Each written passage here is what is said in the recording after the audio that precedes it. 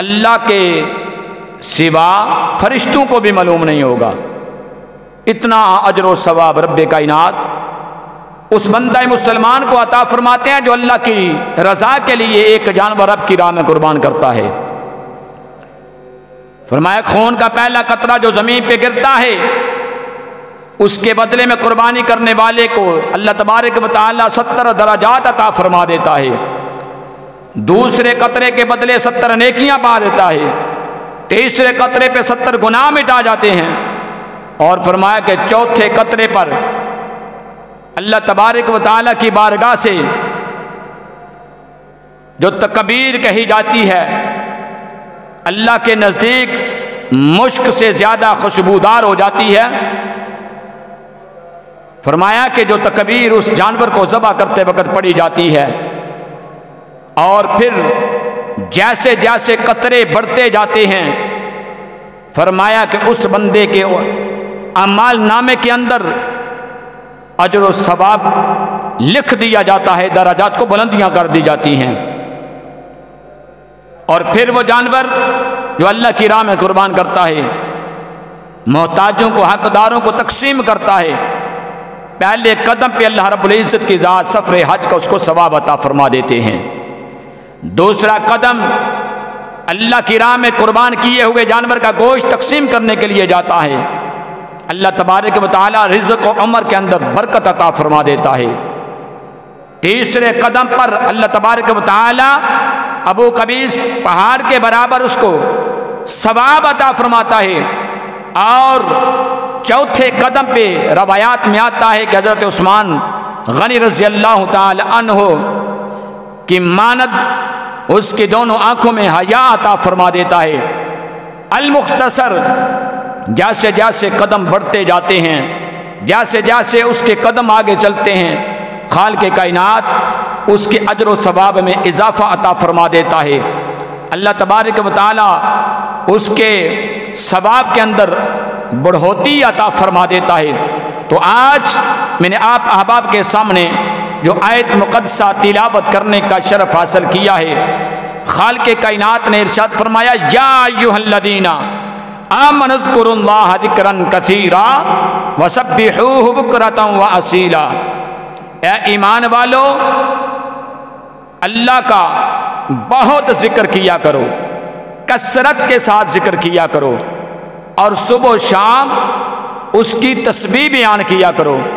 صبح و شام اس کا ذکر کیا کرو۔ اس آیت مقدسہ کے اندر خالق کائنات نے انسان کو، اپنے بندہ کو اپنا ذکر کرنے کا، کثرت کے ساتھ ذکر الہی کرنے کا، صبح و شام رب کی یاد منانے کا رب کائنات نے ہمیں حکم جاری فرمایا ہے۔ ہر بندہ انسان کے کندھوں کے اوپر رب کائنات نے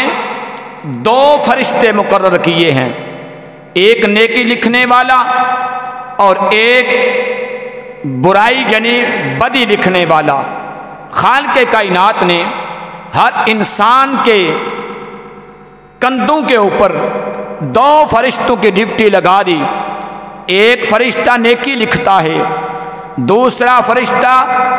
بدی لکھتا ہے۔ اب خالق کائنات نے حکم دیا جب نیکی کرنے والا نیکی کرتا ہے تو نیکی لکھ دی جاتی ہے، جب برائی کرنے والا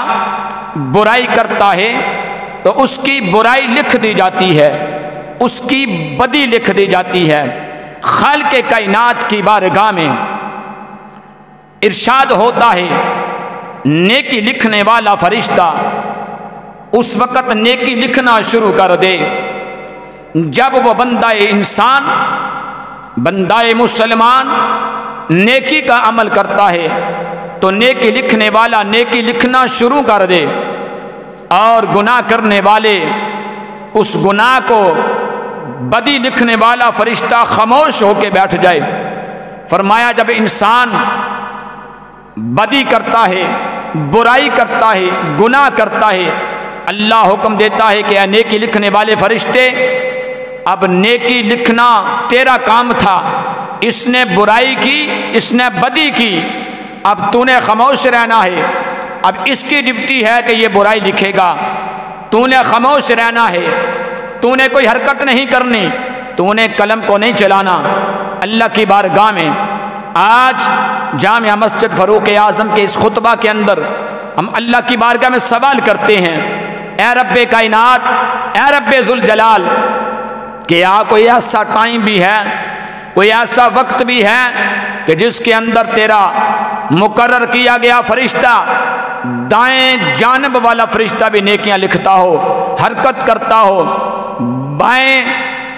جانب بیٹھا فرشتہ جس کی ڈیوٹی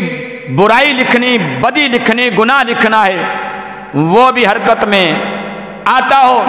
جواب الہی آ جاتا ہے۔ خالق کائنات نے ارشاد فرمایا، یا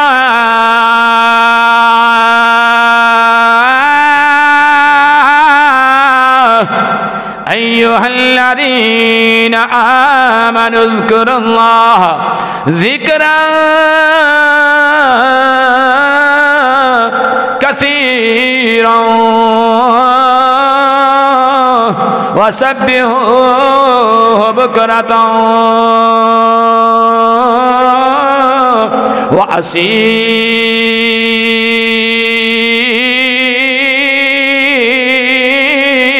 وَأَصِيلًا۔ اللہ دی ذات نے ہر بندہ انسان دے منڈیاں دے دو فرشتے مقرر کیتے نے۔ جدو بندہ انسان نیکیاں کردا ہے، نیکیاں لکھن والا نیکیاں لکھنا شروع کر دیندا ہے، برائیاں لکھن والے نو حکم ہوندا ہے خاموش ہو جا، لکھنا کوئی نہیں۔ حضرات گرامی نبی پاک دے غلاماں واسطے روایت بیان کیتی جا رہی ہے، جدو برائیاں لکھن والے دی واری آندی ہے، اللہ دی بارگاہ دے وچوں حکم آ گیا، اس بندہ انسان نے گناہ کر چھڑے آئی، میرے بندے نے برائی کر چھڑیا، برائیاں لکھن والے فرشتے دی برائی لکھ دیتی جائے، نیکیاں لکھن والے فرشتے نو حکم آ جاندا ہے ہن تو کوئی حرکت کرنی کوئی نہیں۔ پتہ اے چل گیا جدو بندہ نیکی کردا ہے، نیکیاں لکھن والا نیکیاں لکھدا ہے، برائیاں لکھن والا رک جاندا ہے، لیکن جدو بندہ گناہ کردا ہے تے گناہ لکھن والا فرشتہ گناہ لکھنا شروع کر دیندا ہے، نیکیاں والا خاموش ہو گیا۔ اللہ دی بارگاہ دے اندر سوال کیتا گیا، اللہ سونیا کوئی انجدا بھی ویل آئی جدو نیکیاں لکھن والا فرشتہ بھی حرکت جے آ جائے، برائیاں لکھن والا فرشتہ بھی حرکت دے اندر آ جائے، آواز آ گئی، فرمایا ایک میرا نبی لجپال ہے، ایک میرا امنا دلال نبی ہے، ایک غم خار نبی ہے، ایک تاجدار انبیاء نبی ہے، ایک نبیان دا سردار نبی ہے، جدو او دی ذات درود و سلام پڑھیا جاندا ہے، او دی ذات اللہ دے نبی دی ذات درود پڑھیا جاندا ہے،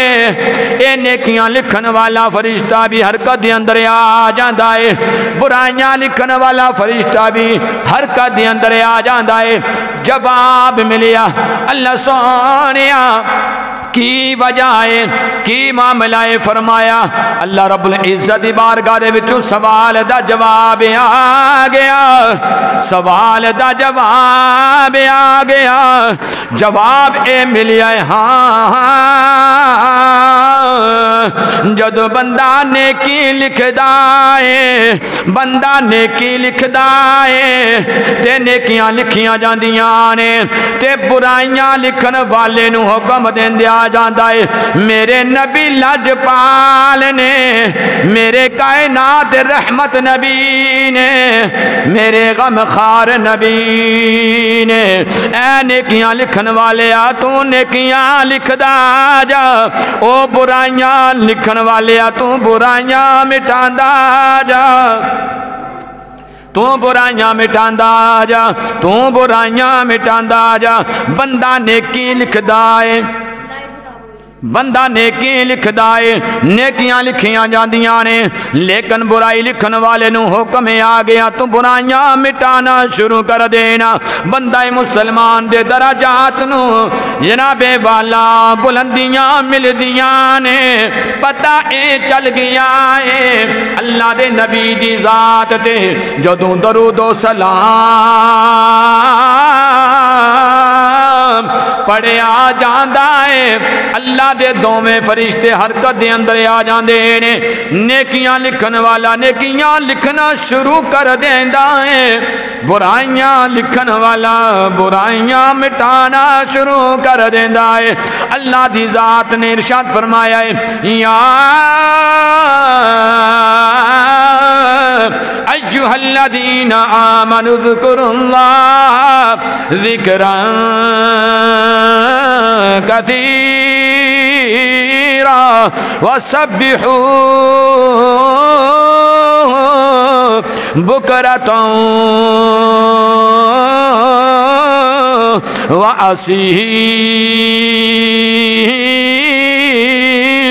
وأصیلا۔ فرمایا کہ ایمان والے ہو، اللہ دا ذکر کرنا ہے، صبح بھی اللہ دا ذکر کرنا ہے، شام نو بھی اللہ دا ذکر کرنا ہے، صبح بھی رب دی تسبیح بیان کرنی ہے، شام نو بھی رب دی تسبیح بیان کرنی ہے۔ حضرت سفیان ثوری رحمت اللہ علیہ آپ فرماندے نے کہ ایک بندہ طواف کعبہ پہ کردا ہے اور طواف کعبہ کردیاں ہر قدم دے اتے درود شریف پڑھتا ہے۔ حالانکہ جڑے حضرات عمرہ پاک کر کے آئے نے، حج پاک کر کے آئے نے، انہوں نے پتہ ہے کہ جدو طواف کعبہ کیتا جاندہ ہے نا تے ہر مقام دی ایک اللہ پاک دے ولو دعا ہے جڑی سنت رسول اللہ ہے۔ بندہ حجر اسود دے سامنے جاندہ ہے تے وہ دی دعا اپنی ہے، مقام ابراہیم دے سامنے جدو بندہ جاندہ ہے او دی دعا اپنی ہے، لیکن او بندہ طواف کعبہ کردیاں درود شریف پڑھدا ہے۔ تو انہوں پوچھیا گیا کہ بے تو درود شریف دا عمل سارے مقام تے کیوں پڑھ رہے ہیں؟ تے کہندا ہے کہ میں اس واسطے پڑھ رہا ہوں کہ اللہ رب العزت دی بارگاہ چوں میرے نال عجیب منظر پیش آیا ہے۔ کہنے لگا کہ میرا اور میرے والد گرامی اسی حج دی نیت دے نال رب دے گھر دا طواف کرن دی نیت دے نال گھروں چلنے ہاں، رستے دے اندر ایک مقام تے پہنچ جانے ہاں، اس مقام دے اتے میرے باپ بیمار ہو جاندے نے، میرے والد گرامی جدو بیمار ہو گئے، بیماری دے عالم دے اندر جنگل بیابان ہے، کوئی پرسہان حال نہیں،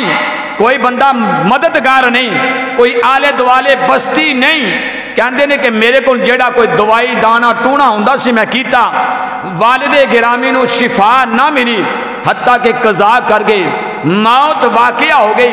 تے میں اس پریشانی دے عالم دے اندر باپ دی جدائی دے اندر زارو کتار رونا شروع کر دیتا۔ کہندے نے جدو زارو کتار روئی جانا ماں تے روندیاں میں نو نیند دا غلبہ آ جاندہ ہے،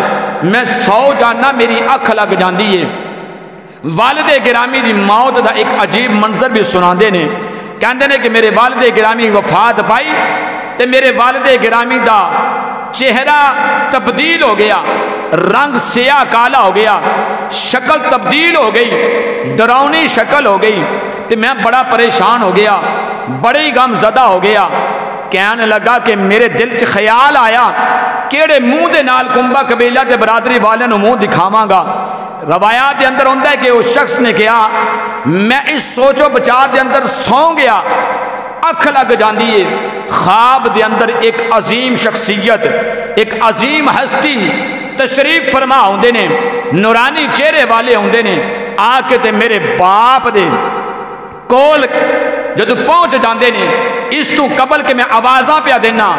المدد یا رسول اللہ، المدد یا رسول اللہ، المدد یا رسول اللہ صلی اللہ علیہ وسلم، آپ فرما دینے کہ میرے باپ دے قریب آ کے وہ عظیم شخصیت میرے باپ دے چہرے دے اپنا ہاتھ مبارک پھیر دینے،